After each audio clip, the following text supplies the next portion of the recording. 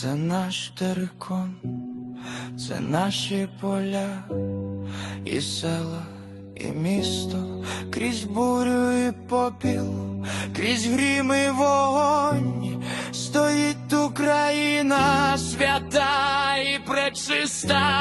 Це наша посадка, це наша земля, за неї стояли, стоятимуть люди.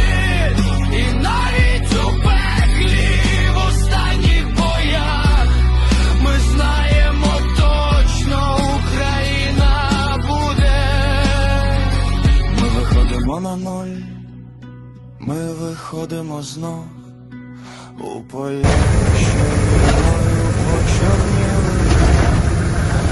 Якщо не повернемось нині додому, то за нас помоліться, як вніли.